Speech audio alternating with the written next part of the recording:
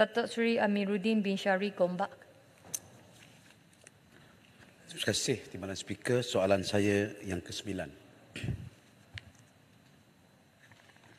Terima kasih Yang Berhormat Gombak. Untuk makluman ahli yang berhormat, kerajaan bersetuju dan memperakui dapatan saintifik berkaitan impak dan risiko perubahan iklim yang terkandung di dalam laporan penilaian ke-6 dengan izin Sixth Assessment Report AR6 oleh Intergovernmental Panel on Climate Change IPCC. Pendirian kerajaan mengenai perkara ini adalah selari dengan keputusan persidangan ke-28 negara ahli kepada Konvensyen Rangka Kerja Perubahan Iklim Pertubuhan Bangsa Bersatu UNFCCC COP28 yang turut memperakui hasil laporan IPCC AR6. Antara dapatan laporan ini bagi impak dan risiko perubahan iklim kepada negara-negara membangun, khususnya rantau Asia Tenggara, adalah melibatkan peningkatan banjir, kemarau, peningkatan aras laut dan juga kehilangan biodiversiti. Berdasarkan dapatan laporan tersebut dan laporan IPCC sebelum ini, kerajaan telah dan sedang melaksanakan langkah-langkah adaptasi jangka pendek dan jangka panjang sebagai persediaan bagi menghadapi kesan perubahan iklim seperti kenaikan paras laut dan juga cuaca ekstrim. Langkah-langkah ini termasuklah menggunakan dengan izin nature-based solutions seperti penanaman pokok bakau dan menghijaukan kawasan bandar serta membina tembok laut di pesisiran pantai. Untuk tahun 2021 sehingga 2025, Kementerian menyasarkan kawasan seluas 250 hektar kawasan untuk ditanam dengan pokok bakau dan spesies-spesies yang sesuai di pesisiran pantai di seluruh negara. Kerajaan turut juga menaikkan tahap perlindungan dengan izin Average Recurrence Interval ARI, struktur mitigasi banjir.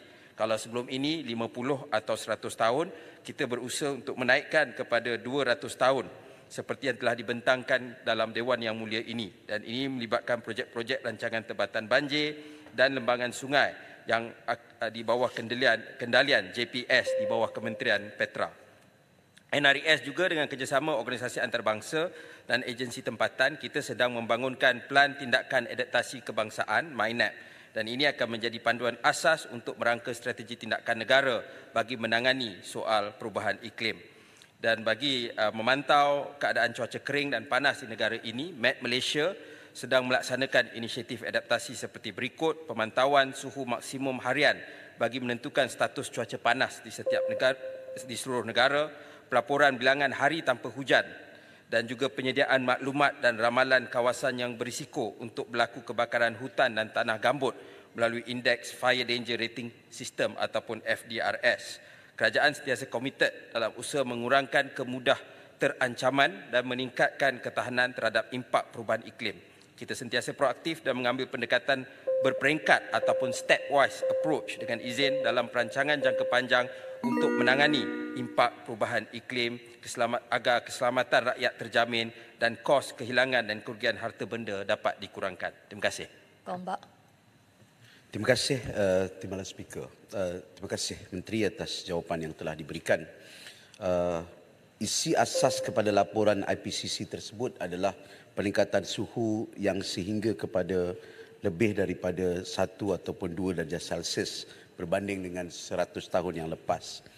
Dan beberapa kesan yang kita dapat lihat daripada laporan tersebut ialah tentang migrasi manusia dan juga keterjaminan makanan, impak tentang masalah kesihatan seperti pandemik dan juga bencana seperti banjir dan juga tanah runtuh. Soalan saya, melihat kepada masalah yang berlaku ini memberi kesan kepada kepelbagaian portfolio ataupun sektor-sektor yang terbabit, bukan hanya melibatkan pengawalan suhu serta kawalan alam sekitar.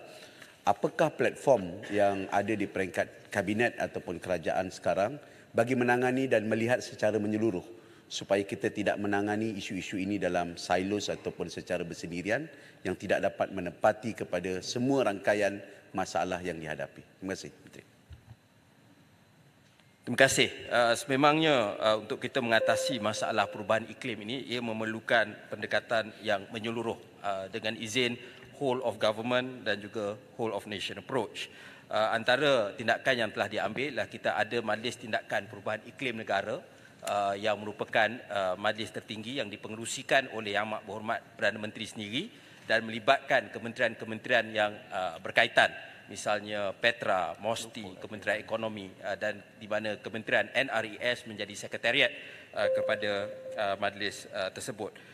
Dan kita mengambil pendekatan yang mana kita kemudian menyediakan dokumen seperti LT-LEDS, Long Term Low Emission Development Strategy, dan juga hala 7 Nationally Determined Contribution untuk kita merangka bagaimana kita berdepan dengan kesan-kesan perubahan iklim.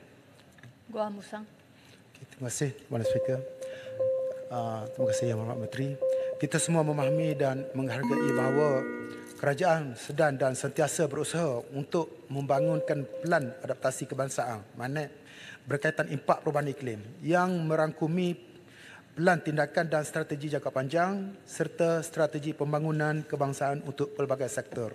Soalan tambahan saya, apakah pelan kerajaan dalam memastikan elemen adaptasi perubahan iklim diterapkan dalam dasar pembangunan negara? Terima kasih. Terima kasih. Ya, sememangnya kita tahu bahawa bila kita bercakap tentang soal perubahan iklim, dia ada dua elemen penting. Pertama ialah mitigasi, iaitu untuk kita mengurangkan misalnya pelepasan karbon. Tetapi kedua ialah kita menyedari bahawa ada had mitigasi yang boleh dibuat, maka kita juga perlu adaptasi kepada realiti perubahan iklim.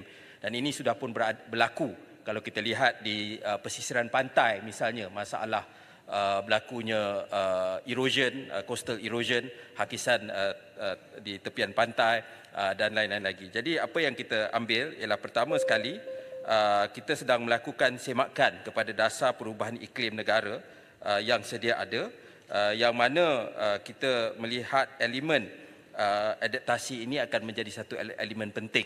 Ya, dan apabila kita siap dengan MyNAP ataupun Pelan Adaptasi Kebangsaan, kita akan melihat elemen-elemen daripada MyNAP ini kita masukkan di dalam dasar perubahan iklim negara. Dan pada masa yang sama, kita dalam proses untuk menyiapkan rang undang-undang perubahan iklim negara, kita dalam proses untuk memulakan libat urus dengan kerajaan-kerajaan negeri. Di dalam rang undang-undang ini juga, elemen adaptasi iklim akan menjadi antara teras utama dalam rang undang-undang ini. Terima kasih.